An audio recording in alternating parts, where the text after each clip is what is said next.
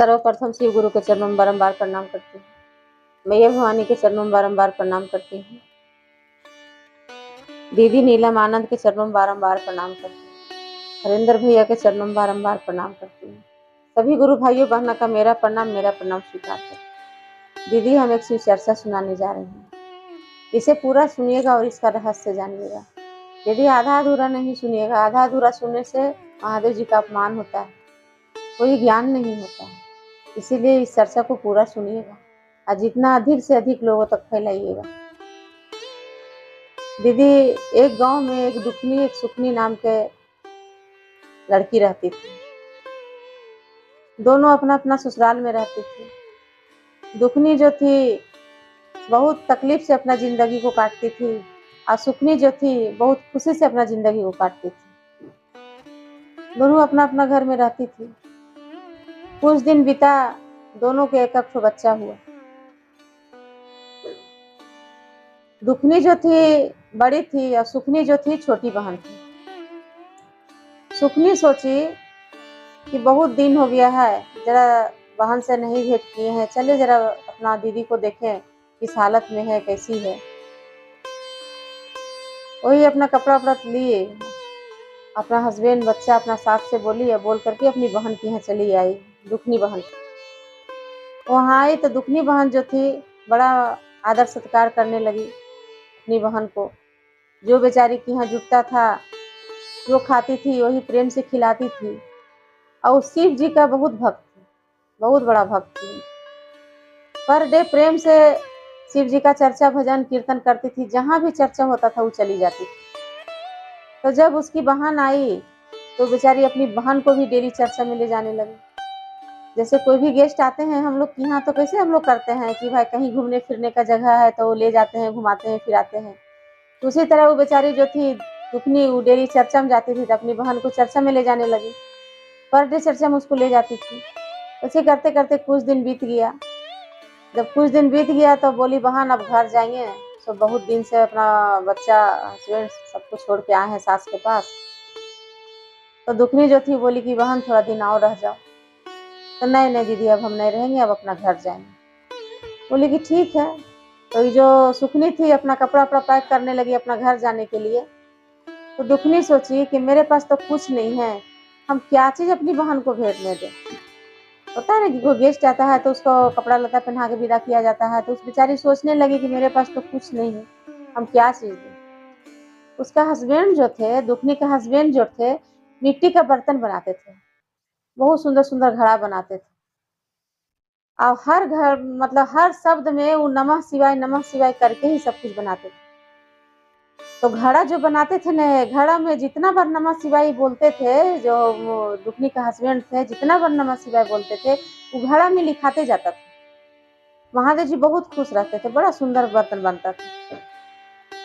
तो इधर दुखनी थी, सोची कि मेरे पास तो कुछ है नहीं, चलो मेरे हस्बैंड घड़ा बनाते हैं, गर्मी का दिन है, हम बहन का गिफ्ट में वो घड़े दे देते हैं।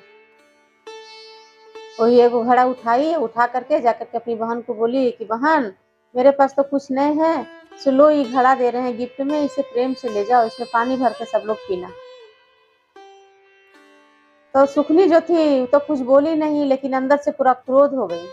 बोली कि ऐसा क्या बात है कि अपनी दीदी की यहाँ इतना दिन आके रहे तो एक तो साड़ी हमको पहना के नहीं विदा कर सकती थी, जो हमको घड़ा दे रही है। मन तो कर रहा है कि घड़ा ही पटक के फोड़, लेकिन फिर कुछ बोली नहीं।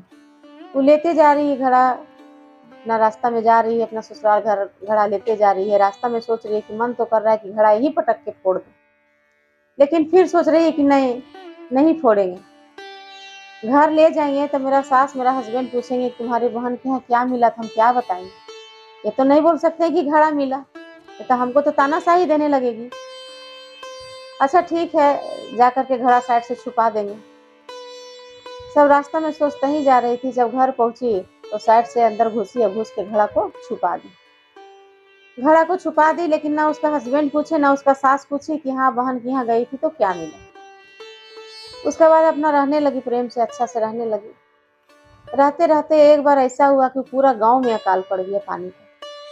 पानी चलता ही नहीं था, बहुत अकाल पड़ गया। बहुत दूर में एक घर में एक कुइयाँ था, कुइयाँ से सब लोग पानी लाते थे। टीवी पर डे जाती थी, बाल्टी में, लोटा में, ये सब चीज़ में पानी भर के ले आती थी। एक दिन सोची कि अरे बहन जो मेरा घड़ा दी है, क्यों ना वो घड़ा ले जाते हैं। वो घड़ा में भर के हम पानी ले आते।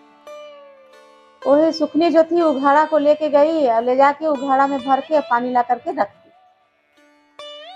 जब उसका हस्बैंड ड्यूटी से आए शाम को तो बोले पानी पिला, पानी लाई है?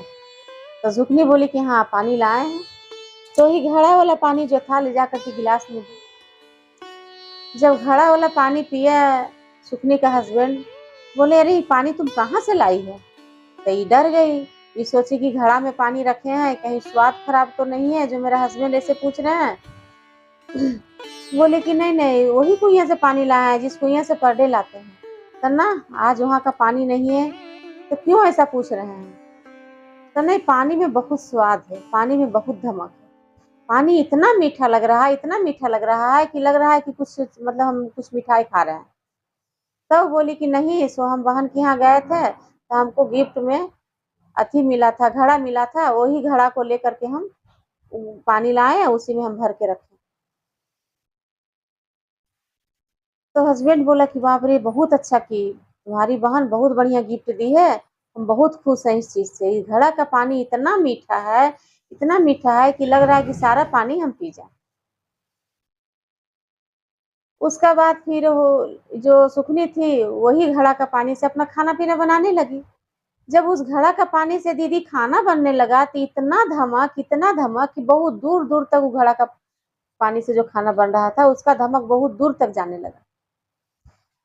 बहुत सब लोग सोचने लगा कि आखिर क्या चीज बन रहा है इस गांव में जो इतना ज्यादा धमक मतलब धमक रहा है, कहाँ का भोग बन रहा है, किस भगवान का भोग बन रहा है। वो सब लोग खोजते खोजते आ गई सुखनी की यहाँ। बोली बहन क्या बना रहे हैं आप जो इतना धमक रहा है? बोले नहीं दाल चावल तो बना रहे हैं। तो ना जरूर भोग बना रहे हैं भगवान जी का, जरूर महादेव का कोई भोग बना रहे हैं। सो ये तो धमक भोग में रहता है, जब हम लोग महादेव जी का भोग बना के लगाते हैं भोग, उस समय ये वाला धमक रहता है। फिर आपका दाल भात चावल में इतना भोग धमक कैसे है? बोला नहीं नहीं, दाल चावल में ही इतना धमक है, हम दाल चावल ही बना रहे हैं। तो ऐसे थोड़ा थोड़ा हम लोग को भी खिलाइएगा। तो सुखनी नहीं बोली कि नहीं खिलाएंगे, वो बोली कि हाँ खिलाएंगे। वो क्या की कि प्रेम से सबको पत्ता लगाई, अपना हस्बैंड को, अपना सास को, अपना बच्चा के, उसी तरह जो भी गांव घर के लोग आए थे सबको पत्ता लगाई और पत्तल में थोड़ा थोड़ा भोग की तरह सबको खिलाई।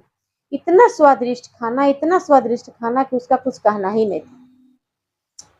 जितना लोग आए भोग खाए सब आशीर्वाद सुखनी को दे दे के चले गए।